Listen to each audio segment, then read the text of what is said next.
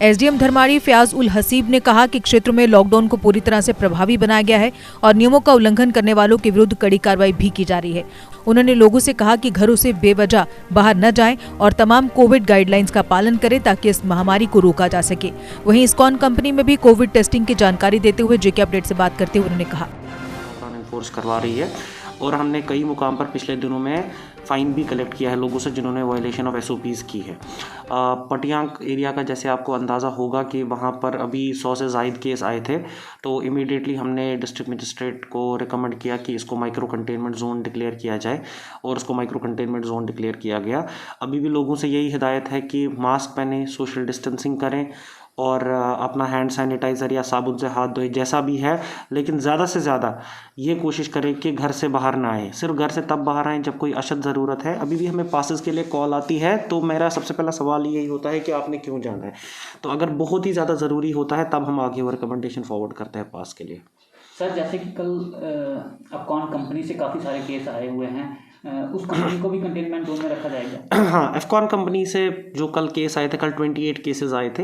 आज उनकी बाकायदा टेस्टिंग हो रही है वहाँ पे और एफकॉन के उनसे मैनेजर से भी मेरी बात हुई थी, तो वो चाहते हैं कि सारे एफकॉन एम्प्लॉयज़ की टेस्टिंग हो जाए। तो वो डायरेक्शंस पास करती गई हैं कि सारे एफकॉन एम्प्लॉयज़ की टेस्टिंग की जाए और वहाँ पे अब इस तरह का प्रोटोकॉल फॉलो किया जाएगा कि एफकॉन कंपनी उसको 2 कॉलोनी में डिवाइड कर देगी, एक जहाँ पर उनके सारे पॉजिटिव केसेस आइसोलेट हो जाएंगे और एक जहाँ पर उनके नेगेटिव केसेस रहेंगे, ताकि उनका काम भी हैसल फ्री चलता रहे और उनके पॉजिटिव केसेस को भी रिकवर होने का टाइम मिले और हमारे पास उनका रिकॉर्ड भी रहे। तो उनका जोनल मेडिकल ऑफिसर अरनाज जो है, डॉक्टर रोहित, उनके साथ भी कांटेक्ट है, हमारे तहसीलदार अरनाज के साथ भी कांटेक्ट है और मेरे साथ भी कांटेक्ट है। तो एज एंड व्हेन जो रिक्वायर्ड होगा हम वो एक्शन अकॉर्डिंगली ले लेंगे। सर, अगर देखा जाए तो लोग अपना सर वैक्सीन करवाने में अभी भी सर लोग घबरा रहे हैं, तो सर आपका किस प्रकार से प्रयास रहेगा कि लोग बढ़ चढ़ के वैक्सीनेशन करवाने के लिए में हिस्सा बने? बहुत सिंपल सी बात है। देखिए, वैक्सीनेशन में सब चीज़ें एक तरफ, सब लोग कहते हैं कि जी इससे क्या होगा क्या नहीं होगा। मुझे जो समझ आया अभी तक और मुझे ये कहने में कोई ये संकोच नहीं हो रहा है कि बेसिकली लोगों को ये प्रॉब्लम है कि इससे फर्टिलिटी इशू हो जाएगा, कि हमारी जो रिप्रोडक्टिव कैपेबिलिटीज़ हैं या बच्चे पैदा करने की सलाहियत जिसको कहते हैं उर्दू में, उसमें कमी आ जाएगी इससे। तो आज हमारी सरपंच साहिबान से बात हुई जिसमें हमने कैंठी, जहाँ पर वैक्सीनेशन का थोड़ा प्रॉब्लम है, अल्ताफ़ साहब वहाँ के सरपंच हैं, उनको हमने बुलाया था, तो उन्होंने 100% कोऑपरेशन एश्योर की है और 1 या 2 दिन में आप रिजल्ट्स को टर्न अराउंड होते देखेंगे।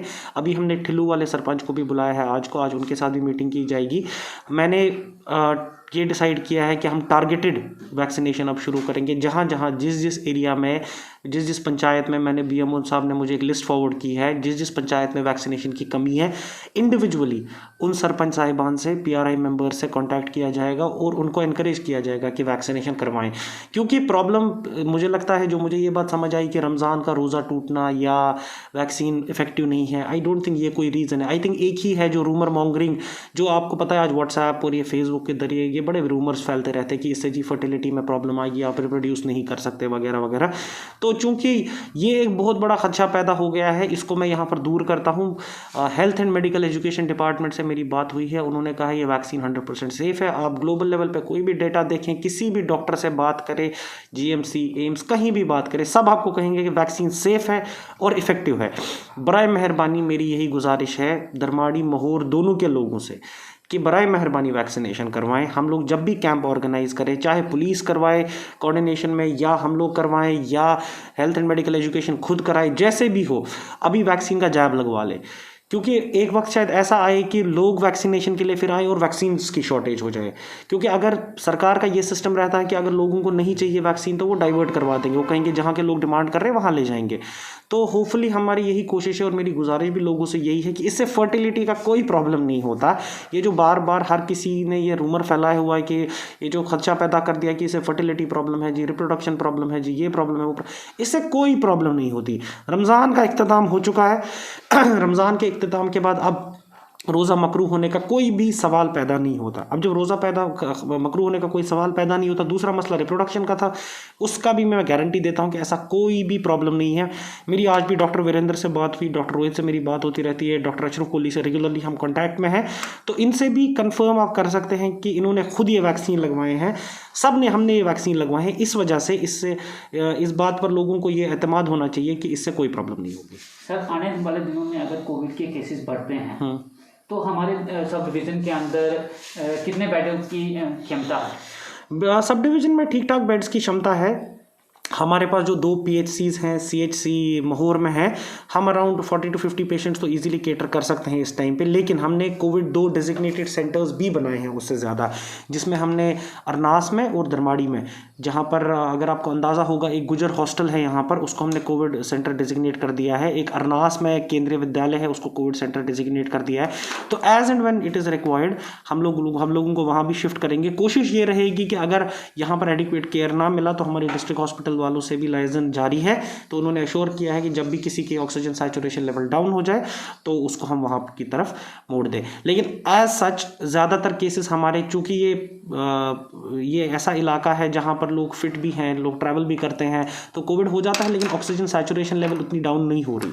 तो ऑक्सीजन सैचुरेशन लेवल जैसे ही थोड़ी भी नीचे आएगी तो उसके बाद बिल्कुल ऐसा हो जाएगा कि हम या तो उनको यहाँ ट्रीट करेंगे और या तो हम उनको अरनास या तो हम उनको रियासी ले जाएंगे। सर 18+ वालों को तो कम वैक्सीन लगी है, हालांकि 1 मई से लग रही थी, अभी से वो उनकी जो स्लॉट बुकिंग है वो नहीं हो रही। बेसिकली वो 2 सिटी श्रीनगर और जम्मू में उसकी शुरुआत हो चुकी है और उसमें एक स्लॉट बुक करना पड़ता है।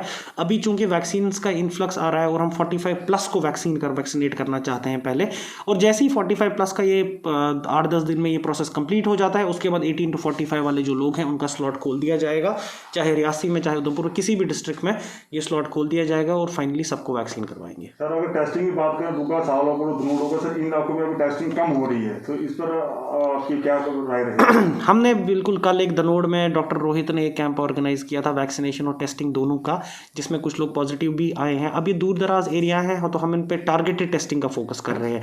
अभी हमें चलद का पता चला है कि चलद में कोई प्रॉब्लम है और कोई लोग कुछ खांस रहे हैं, पॉजिटिविटी के केसेस हैं। मेरी बात भी हुई थी तो मैंने डॉक्टर अशरफ कोहली से बात भी कर ली है, तो वहाँ पर सब सेंटर में जो हैं उनके एम्प्लॉइज़ वो इमीडिएटली इन एरियाज़ की टेस्टिंग करेंगे। एज एंड व्हेन जहाँ की हमें रिपोर्ट आती है तो हम इमीडिएटली डायरेक्शन पास कर देते हैं कि टेस्टिंग और जहाँ पे सर कुछ दिन पहले यहाँ पे एक शादी हुई थी, उसकी वजह से जो कोविड-19 जो हमारे एरिया में, इस एरिया में ज़्यादा फैल चुका था, क्या वो शख्स के खिलाफ क्या कार्रवाई होगी?